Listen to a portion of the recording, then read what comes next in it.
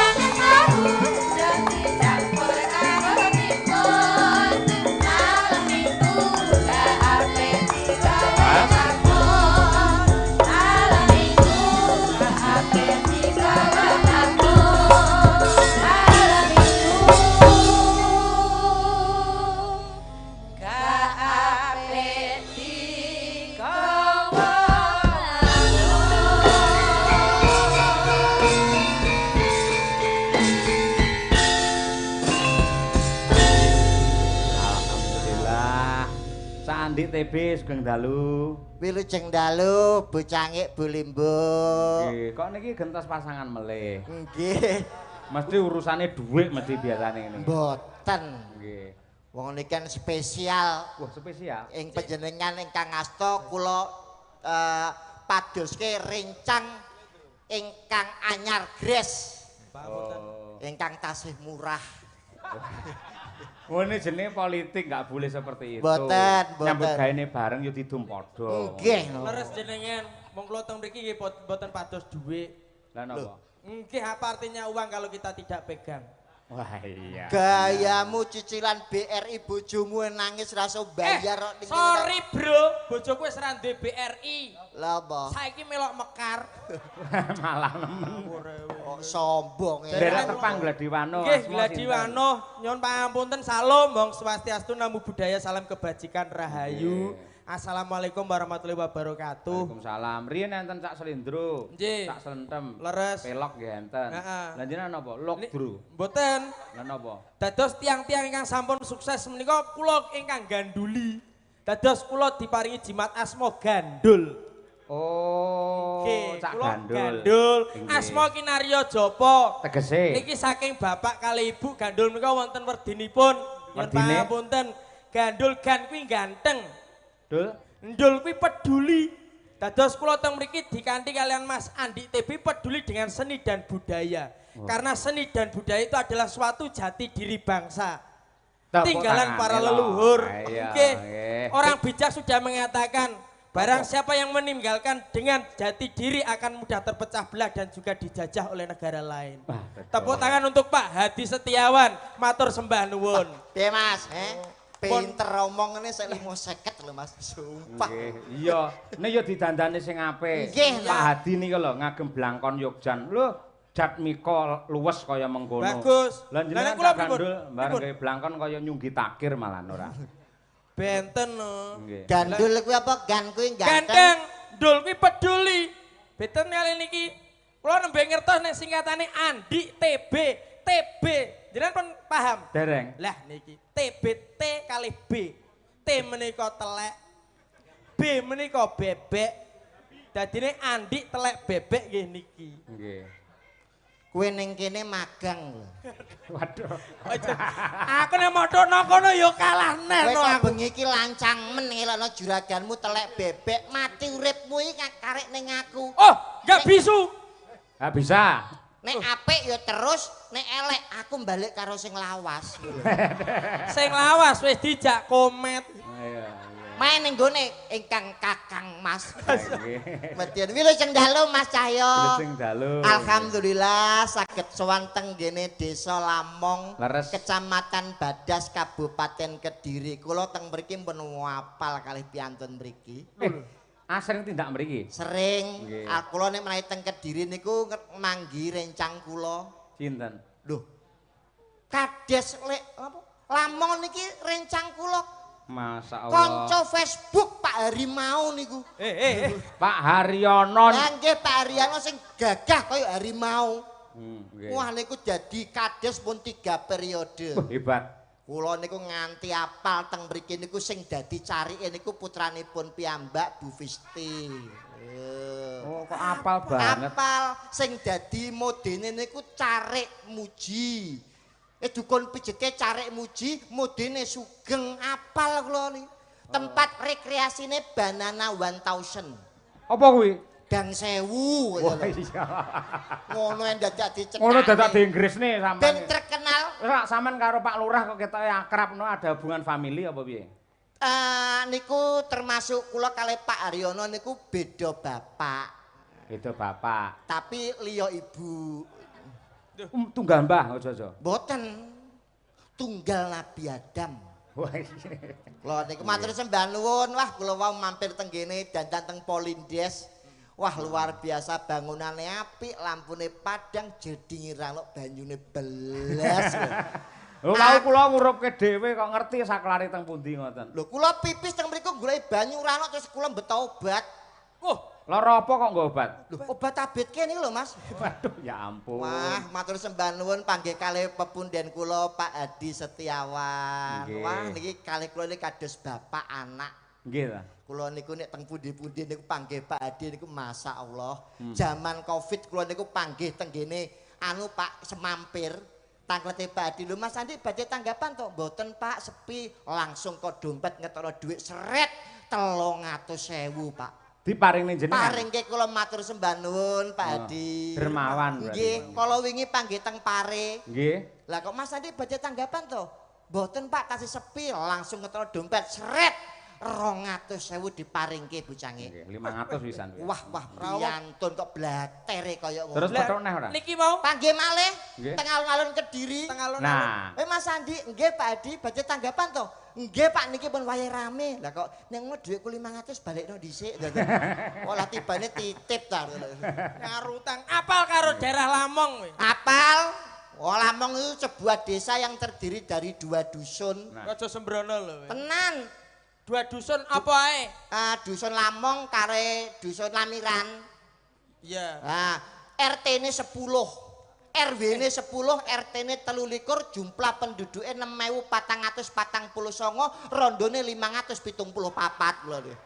Apal sing kok apalnya nggon rondo barang lho ora nggih. mergo survei Pak teng mriki. Sampeyan iki ya, dagelan survei. apa sensus penduduk iso kaya ngono iki. Nggih ngapalne sithik-sithik. Lah, nek Pelestarian survei- seni budaya Leres. temanya. Leres. Nek tapi nek karo rondo iki ya aja disia-sia. Ora guyon kok Mas. Wong jeneng rondo iki wis ra duwe sapa-sapa. Heeh. Atine aja digek gelo. Apa maneh mok gek kuciwa nek kirane kowe wis ra tresno mbok dititipno ning balai desa. Ben dipangan kami tuwa. Alah iya.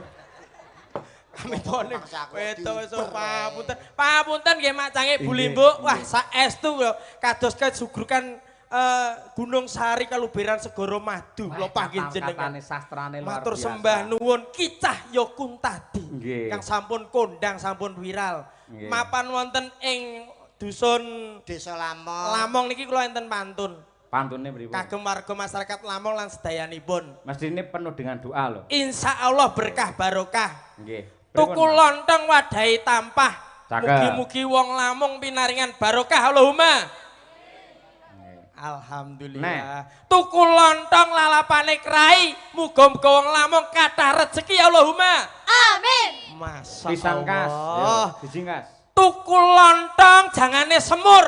Muga-muga wong Lamong kabeh panjang umur Allahumma. Amin. Masa Selanjutnya Allah. Cak TB aja kalah. Istimewa. Pantunnya Ngono kayak apa? kuwi. Seniman ki harus dikelihatan seni dan budayanya berkata-kata. Parikan lo isone tuku lontong. Ketok nek arep ndongakno Lamong to. Ngepas Sing kreatif. Tuku kendi dicampur genteng. Cakep. Pak Adi kula rokoke dereng. Iki senengane kok mirang-mirang ning wong iki lho iki. Lho Ketua. Lah nyapa mirang timbangane kowe? apa? Lah kowe iku mau nyemoni kowe.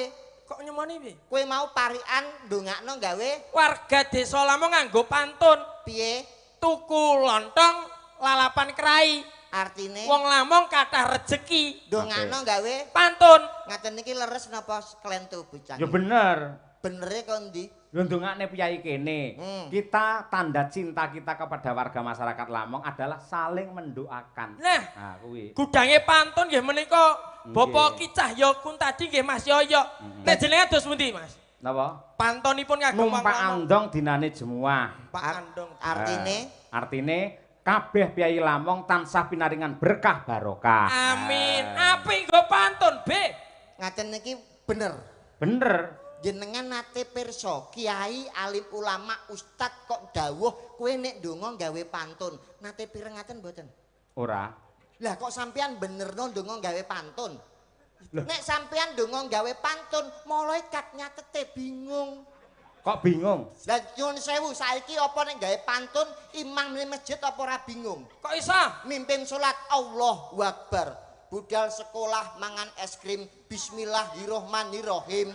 Main dadu tengah alas full audu biro binas iki salat bare jam pira Donga menika sing prasaja kemawon bloko suta apa anane penonton paham malaikat nyatet ra bingung Oh, dadine rasa perlu pantun. donga nggih pantun Yen sampeyan piye dongane yen ra pantun? dongakno niku nggih sing bloko mawon mugi-mugi sedaya warga Lamong tansah pinaringan bagas kewarasan seger waras adoh saka bilai cedak rejeki ayem tentrem slamet donya lan akhirat Ngono kuwi wis cukup. lah terus tambahi piye Lah generasi penerusnya terus piye cutel.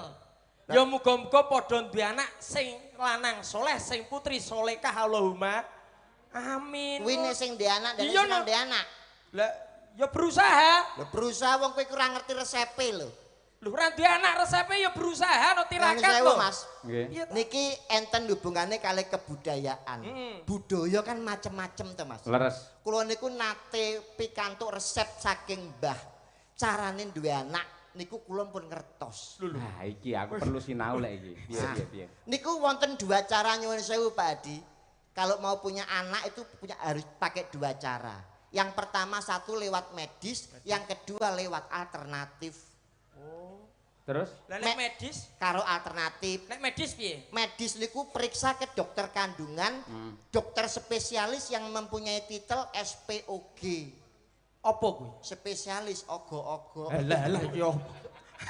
Aku ora ngerti obat takoni. Lah wong kene yo padha Dokter spesialis, Mas. kandungan. Nggih, mangke diparingi penguat janin dan juga penguat kandungan insya Allah iso melekat iso ndang meteng. Kuwi Kuwi nek secara medis. medis. Medis. Lek alternatif. Alternatif niku diurut, Mas. Diurut piye? Diurut niku maksudnya Oh nganu, dipijet. diurut atau dipijet iki lho. Umpama nyuwun Diurut sewu. ning ngono. Niki asmanipun sinten? Birgita. Mbak Birgita niki wis nikah 5 tahun 10 tahun kok urung duwe anak akhirnya gawe jalur alternatif. Niki diurut. Carane ngurut. Di nganu diglonyori nggo minyak. Ora. Digere. Diurut ku maksudnya malam pertama karo bojone, kedua kowe, ketiga aku, keempat Mas Cahyo, kelima Pak Hadi terus Pak Haryono. Mesti duwe anak Mas niku. Sumpah niku. Gah aku lek nomor 4 gah aku.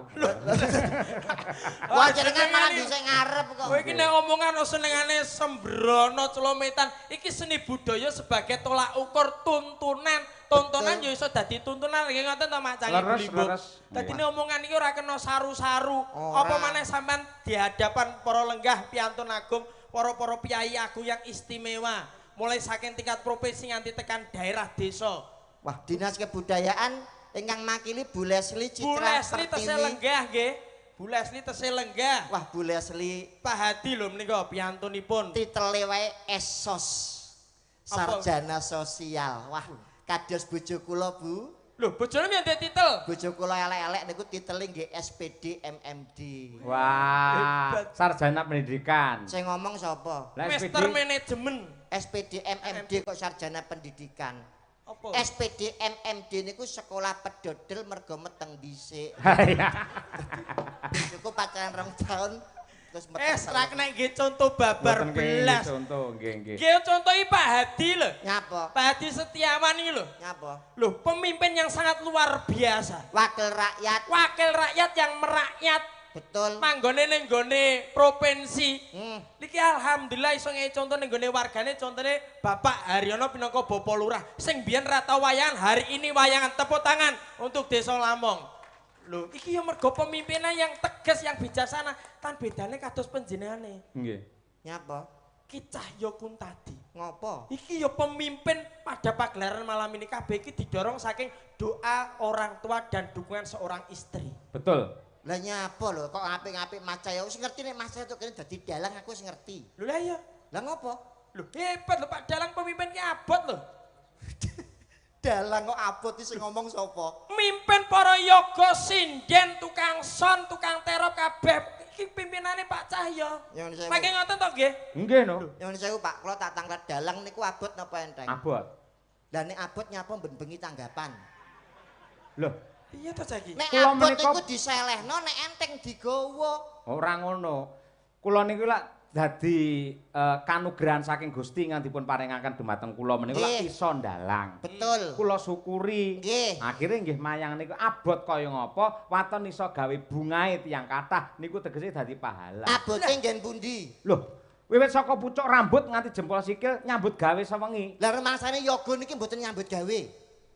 Yoga niki nggih nyambut gawe, Pak. Ning enek sing kurang. Napa? Mripate padha nyambut gawe ya, yoga Nggih. kali dalang. Nggih. Kupinge ngrungokne. Nggih. Lambe penggirong kaya sing kaya kuwi kan enek ya. Nyuwara, nggih. Nyuwara nggih to. Terus Ning yen pengrawit kakinya diam, yen dalang tukang jaipong niku sikile nggih obah, Pak. Nek ora dipenyet pune iso bam bam bam, ora iso bem bem bem. Oh, Abote iya. nggih pundi? Jenengan dugi mriki nggawa debok ora? Ora. Lah nggih enteng.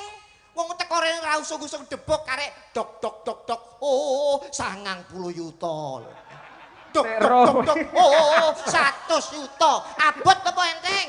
Ya abot tetepan mergo aku nggawa cerita. Aku ki sutradara atau pimpinan pertunjukan. Dadi sukses utawa orane wong sak panggung gumantung dalange. Gawe cerita.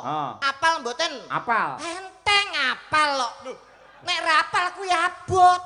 Urung lek menyampaikan wejangan-wejangan petuah-petuah upamane satriya sing apik iku kudu sepi pamrih rame gawe seneng tetulung marang pepadaning urip men uripmu piguna tumrape nusa lan bangsa gawe kata-kata ngene kudu apal dibayar mboten ya enteng dibayar to Pak nek ora dibayar kuwi abot kuwi jenenge jer basuki mawa beya maksude tegese kelakone Panjangka kudu mawa pangorbanan gandeng aku wis rekoso imbalan kebijaksanaan yang terbaik oleh Bapak Hadi Setiawan akhirnya aku didhawuhi mayang menghibur masyarakat Lamong judule napa niki wayangan napa judule lakon Wahyu Katentreman jenengan iso nglakokne mboten ya iso enteng niku Pak kok ngeyel iku lho Pamunten Mas Yoyo pamunten Nah, nek ra iso nglakokne bingung niku nembe abot Ning Wahyu Katentreman iki versine akeh.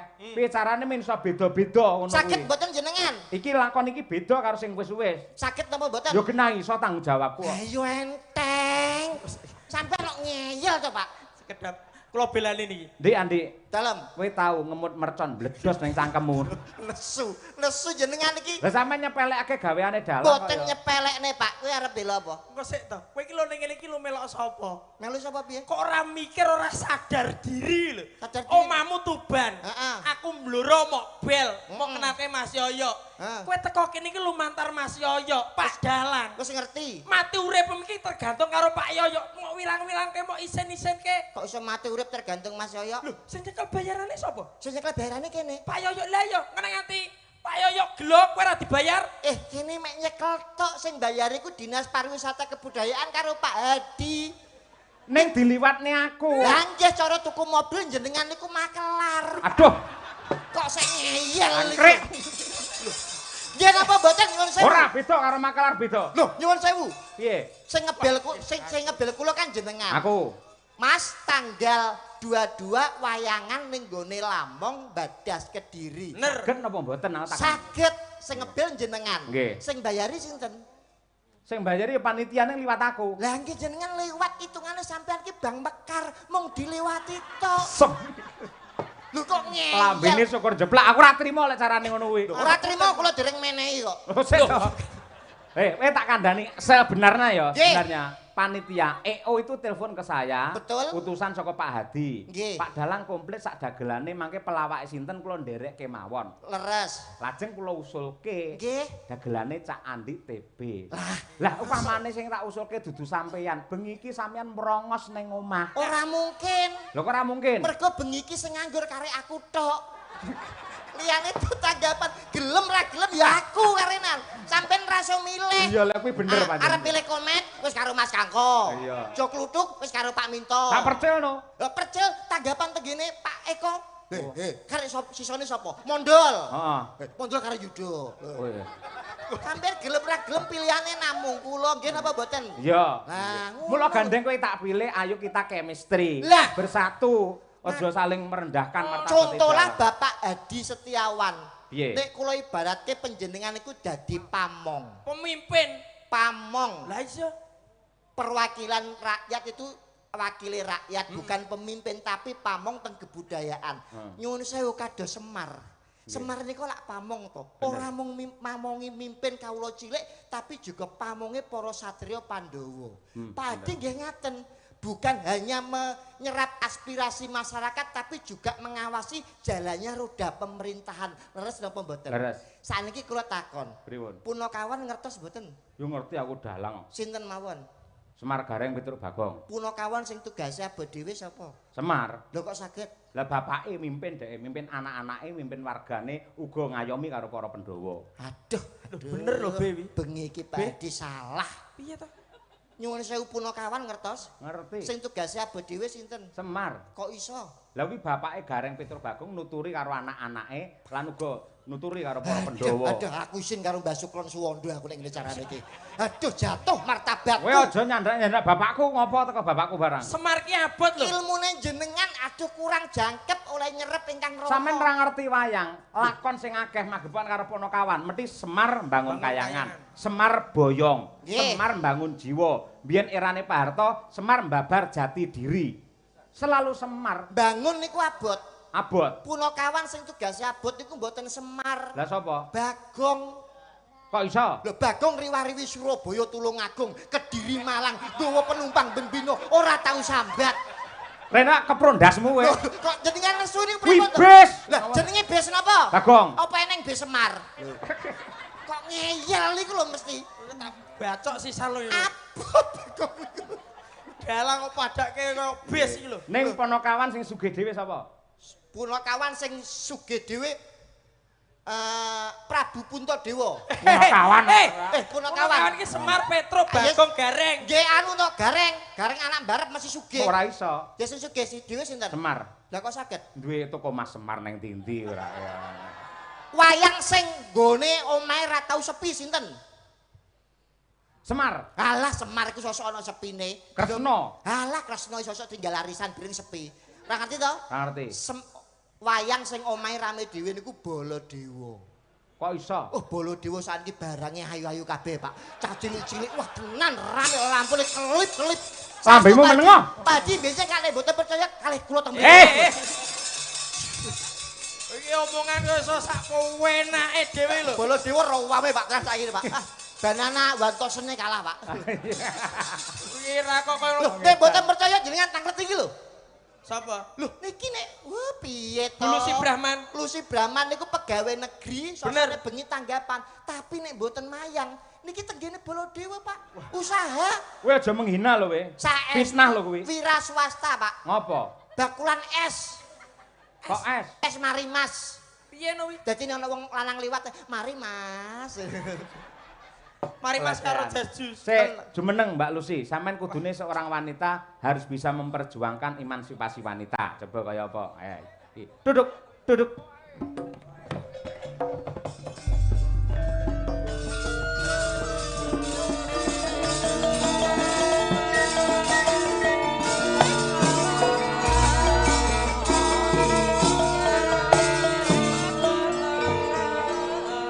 Ngapunten, nggih Bu Lucy alhamdulillah sehat seger waras. Menika ndereke Pak Cahyo. Wilujeng dalu Bapak Dalang Ki Cahya Kuntadi. Sugeng dalu Mbak Lucy. Alhamdulillah lak nggih pinaringan sehat to ya. Pangestu panjenengan tansah pinaringan sehat walafiat. Alhamdulillah lantaran panjenengan kula saged sowan wonten riki matur sembah nuwun rezekinipun. Sing sae jenengan niku Injih. matur nuwun kalih kula. Aja kaya wingking jenengan pas sing kaya gemuk niku. Oh, sinten to?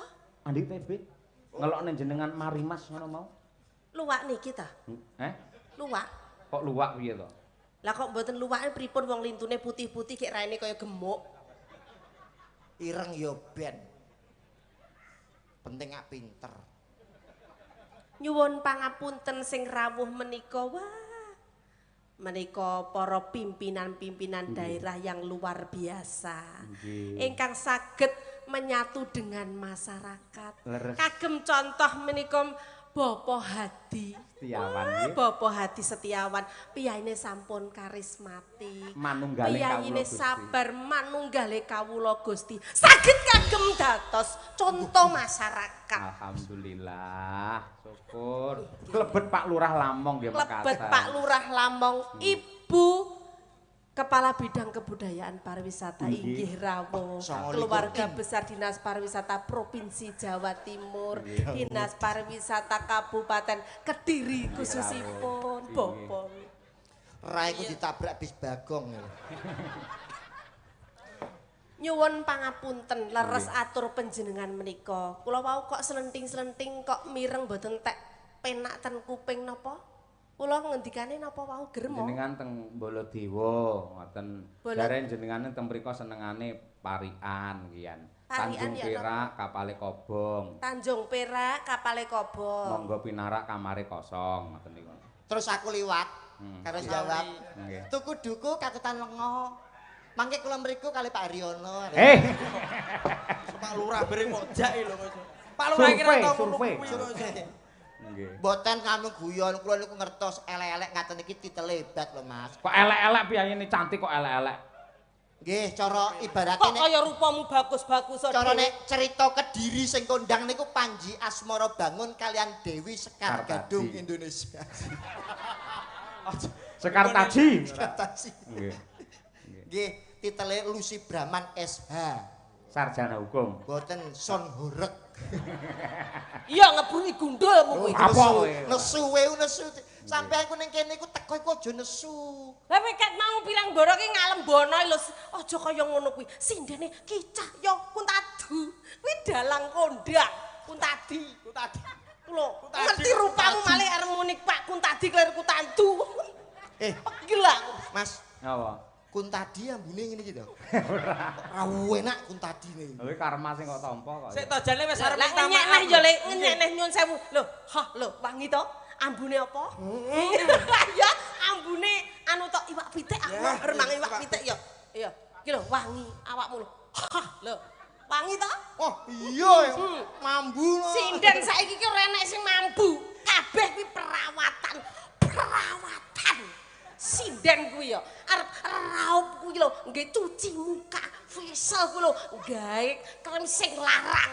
Alah gawe krim karo bojoku ya ora ana apa-apane. Kowe lagi skincare nyuwun sewu elek-elek bojoku nek kemu iki gawe banyu aqua. Teng gleleng men. Loh, saya itu menjaga kebersihan, Pak. Nek adus niku ndamel sprit. Raupe mawon Fanta. Nggih. Cawi niku lho ndamel ale-ale, Pak. Nek pirang-pirang dino bokonge direbung semut. Oh, tapi lewegi, Pak. Ora percaya, Bu Kesi. Benjing ndamel ale-ale iki. Mas Cahyo mesti seneng Mas.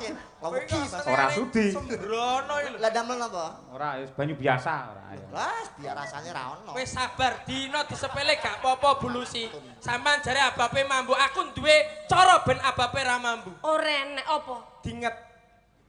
Ora ana. Sinden kuwi sing mambu kabeh cis ambune lenga wangi.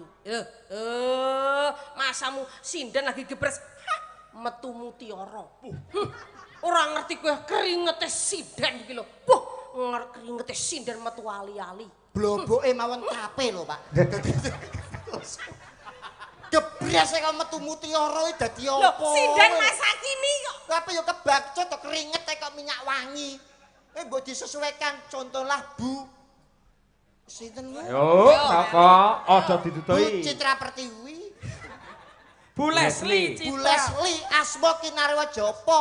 Leslie, Les niku saking ibu, Li saka bapak. Wis. Aja sampai kleru ngatekne lho.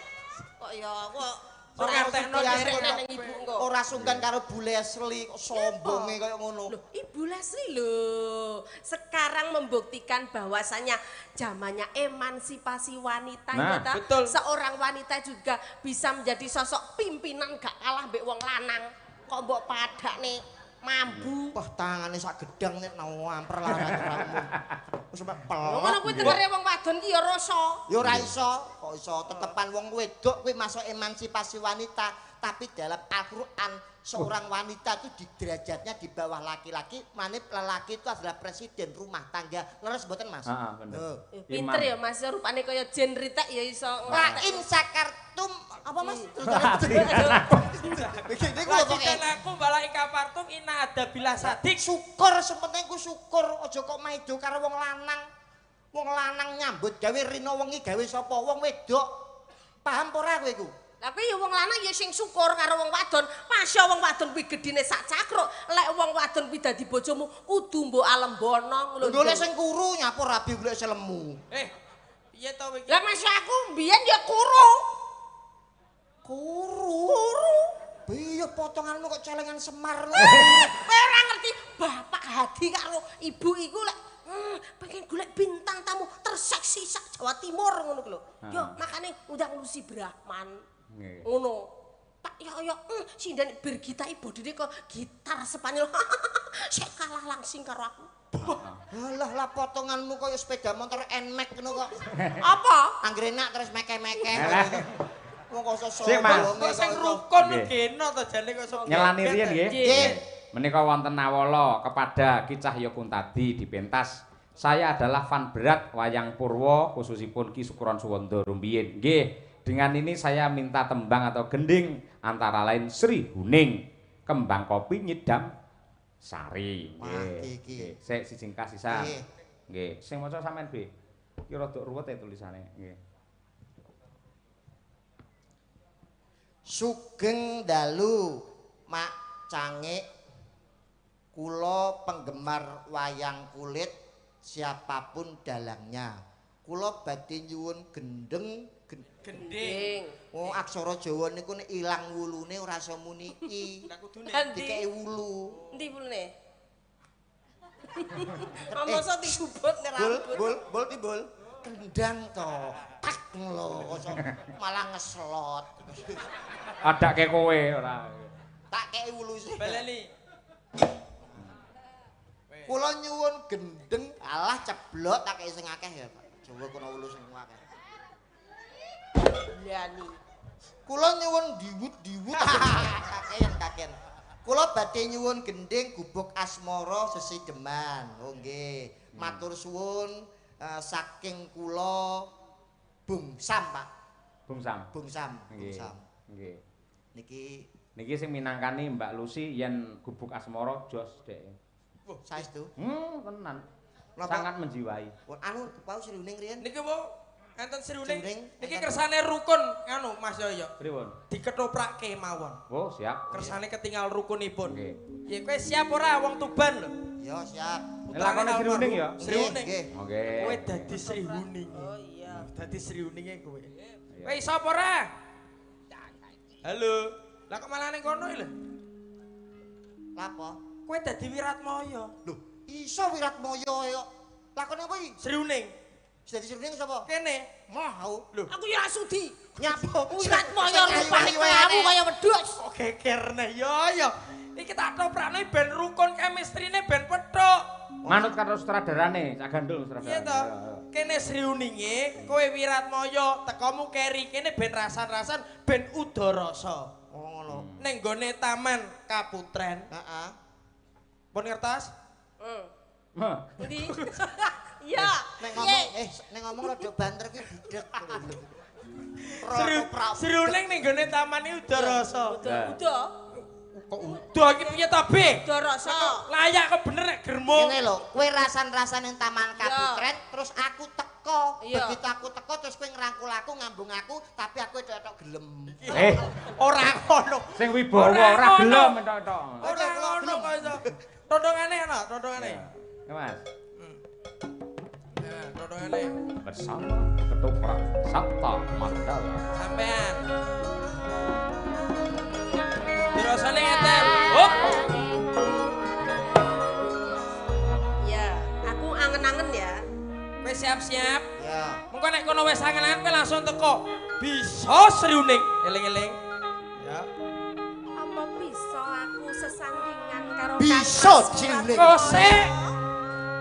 Kosek. Aku ora pengen metu. Kene benangan omong-omong dhisik, apa bisa ya aku sesandingan karo Kang Mas Wiratmaya? Kok nek kene wis rampung kowe anggek muni bisa Sri Huning ngono. Ya. Aktinge dipasne. Apa bisa aku sesandingan karo Kang Mas Wiratmaya? Ning alam donya iki ora ana wong liya ning atiku kejaba Kang Mas Wiratmaya. Yo, Wiratmaya. Ning endi to Kang Mas Wiratmaya? Kok gak teko-teko to ya? Mendah kene bungai rasa atiku. Wiratmaya! Wayang. Bisa, Yai. Ono. Rene lho marahe. Balik, ora konsen ae. Nek kene wis udara sapa bisa aku sandingan karo Wiratmaya. Kowe langsung metu bisa Sri Huning. Eling-eling. Ya. Mendah kaya bungae rasa atiku. Lek bisa sesandingan karo Kang Mas Wiratmaya. Bisa, Yai.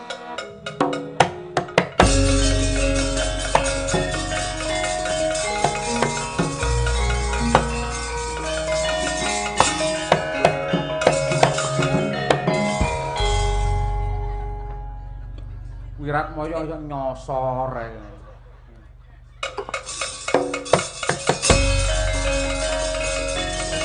Diajeng Sriuning.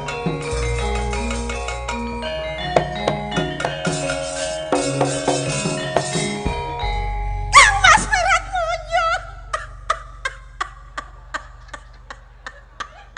Diajeng Sriuning. Ora nyono ora ngira.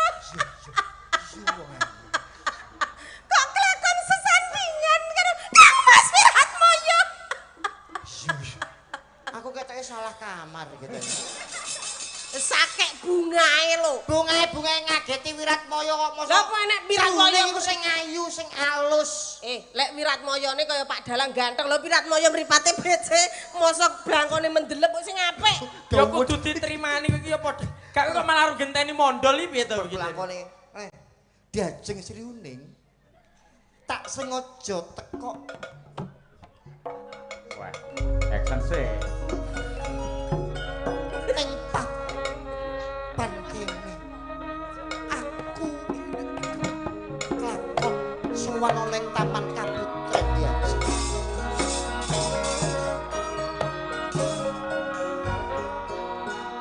Mula saka kuwi Diajeng Wah, greget iki, greget iki.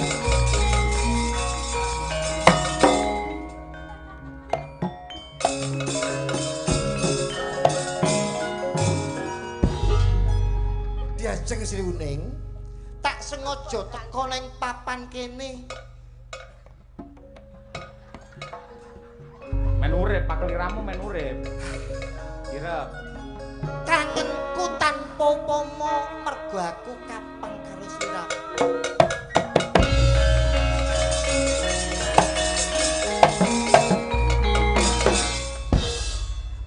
Sing ngenongi Mas Hoyok wae. Ganggu wis. Mas sing apik Mas nggih. iya, ambiyen kulino susu budaya. Ah nggih. Tok terus. Sriuning urung nyauri barang kok. Mas. Lho, rungokno kentongan iki kaya ngene iki. Aku tak malu belajar. Tak tok tak. Kang Mas Wiratmoyo. Diajeng Sriuning.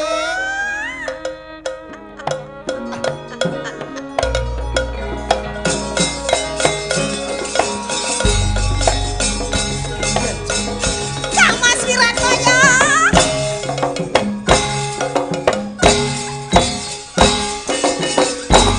Ngene lho, kentongane ngene iki. Oke, Pakde.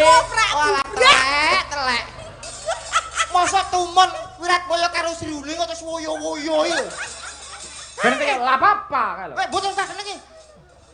Aku salah Yo terus. kleru kabeh to. Sing Piye pas to apa sing contone pas? piye sing Aku sing ngentongi. Tuk tuk tuk tuk Iya. tuk tuk. Tuk tuk tuk tuk tuk tuk. monggo Tuk tuk tuk tuk tuk. Kang Mas Wiratmoyo. Tuk tuk.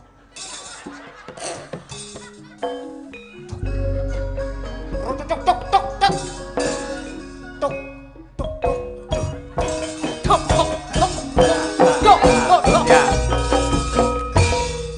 Keplater. Ngece Wiratmoyo kuwi ya. Mosok ndang ketoprak apa ora? Mayang koro iki to. Kurang ajar. Madang Kara. Madang koro iki tolak ukur. Aja Madang ngisi-ngisine koro. ingkang sinuwun Kang Mas Cahyo Kuntadi so Ibu Kesi. Ketoprak kaya ora toto. Val, Val. Val, Warai. tulung dolen kendangi. He. Kowe mbayari wae piye kok ngongkon, Sing apik. Apa ora isin karo Ndoyi? Iya. Ndoyi pengibot. Oke dadi pengendang sing. Diajeng Sriuning anu niki gandrunge sak karep nggih. Karep kentongan nih aku tenanan lagi ora. Pelok. Diajeng Sriuning. Kula wonten dawuh Kang. Tak sengaja teko ning Taman Kaputren kene mergo ana 5 perkara kang bakal tak aturke. Perkawis menapa menika Kang Mas? Ingkang sepisan ya kuwi maca Quran sak maknane. Dene kang kapindho wong kang saleh kumpul ana, kang katelu surat Al-Ilaqah. Kuwi tombo ati lho, ngawur. Piye wong padha pacangane Iki sing tenanan ngono lho. rukun iso. Kuwasa pripun, Mas? Aku kangen kelawan sliramu. Mosok lanang karo lanang kangen. Kuwi karo kae lho maksude. Karo kono. Karo kono. Mboten saged dong Mas, ndak duwung iki Mas. Lah wis pare-pare Gandrung, piye. Gandrung. Pelok. Ben ono nuansa beda. Iki lho pelok iki lho Mas, pelok 6. Waduh ngerti 6 barang ae. Moluroji. Kok ya apa lho? Roji ayo.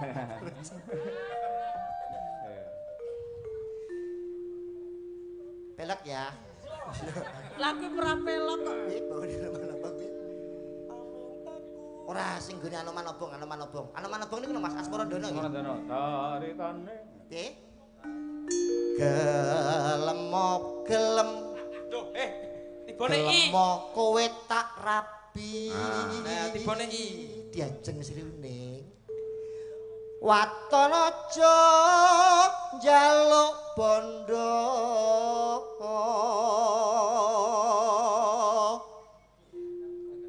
Sandang pangan golek dhewe. Lanang piye? Kok panas atiku. Aku ngeslot bandanono.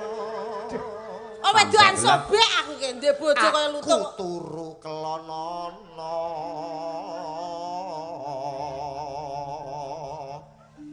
Yen kalah aja nesu. Wiratmaya enggal bangka. Tapi lo gagu to, Pak? Lah mosok kowe kaya ngono apa Kata-katamu iki yo Itu. Ah, pelok kira ono sing bener. Diajeng sriuning Kula wonten dawuh. tak gandrung sing romantis ya. Inggih. Kersane Pak Hadi iso seneng penggali. Saged remen manahipun Saged Bapak Mas Hadi. Yendronipun. Rukun Islam Karep bawa apa? Iki bawa pepeling sing katresnan lho. sin. Sideman yo kena, Gading. Sideman apa? Nyidam sari yo kena. Anu bawane sriuning lagune sriuning. Urung tau dikepruk sinden apa kowe? Nano. Ayo. Sinebut pahlawan putri. Nah, ngono ya cocok. Diajeng. Wonten apa Kang Kula Mas? wonten dawuh Kang Mas. Apa pancen kowe tresno marang pun kakang? Sumpah lahir tumusing batin aku tresno karo slirane lho Kang Mas. Aduh, wong ayune kaya ngono. Apa kena tak ugemi Pasan toh sampeane gundul tapi tresnaku lahir tekan batin. kuwi tenan ya wong ayu. Iya Kang Mas, aku wis pasrah lilo mau apa-apano gelem. Oh iya. Mbok enggal diapakno ngono lho. Kang Mas, aduh iki lho, aduh. Sinebut pahlawan putri Sri Kuning Mustika Tuban. Mboten nyono, mboten ngira swanten panjenengan endah saestu lho Kang Mas. Apa kaya ngono diajeng? Inji. Jagat tepung gelang anggonipun Kakang Upadi wanita kang bisa gawe seneng atiku ora ana liya ya mung kowe wong ayu. Estu atur panjenengan menika Kang Mas. Apa ning atimu isih ana papan panggungan kanggo nandur ing katresnanku diajeng. Kebacut. Guyune iki sithik Sing wibawa. Ngono. Truk Aduh ki apa to? Juk prangkung Bojonegoro bebelo Wiratmaya.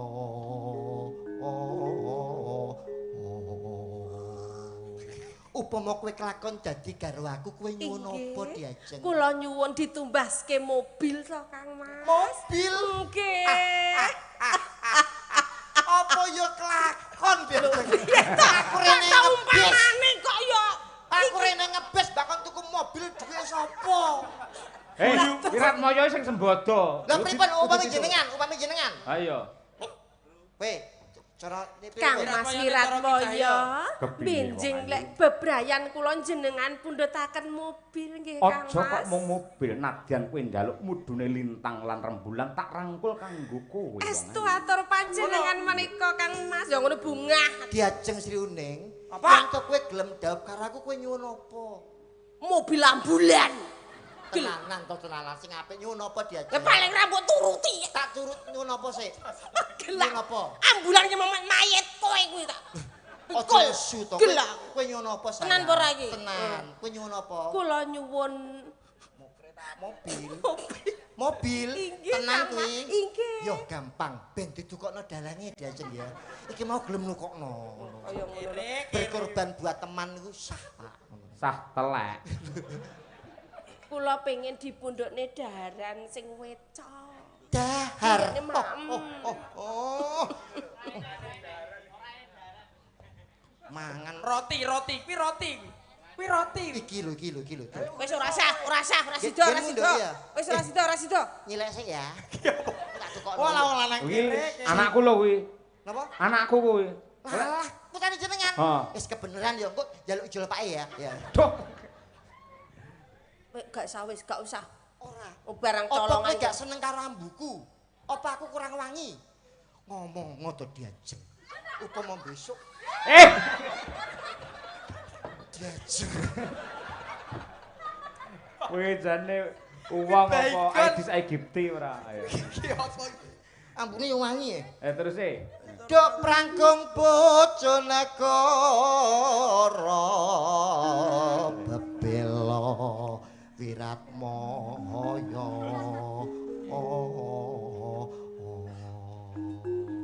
Sabar usum akeh nyamuk ya Be ya.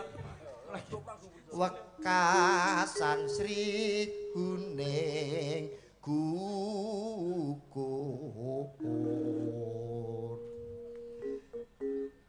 terus mongko mesti kok mustikane ing bangsa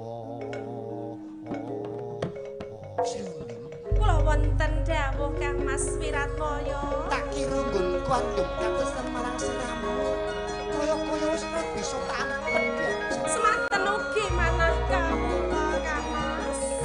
mula saka kowe ayo jejodohan terus ke apa sing dadi ketudangan Inggih. Monggo Kang Mas. Sri Uning. Mbak Lucy Brahmamit yen Otarya Wanaraga Pren. Srayana mustika tuban alabuh tresnan sampun yapati marang Raden Wiratmoyo kampus prasetya anak branti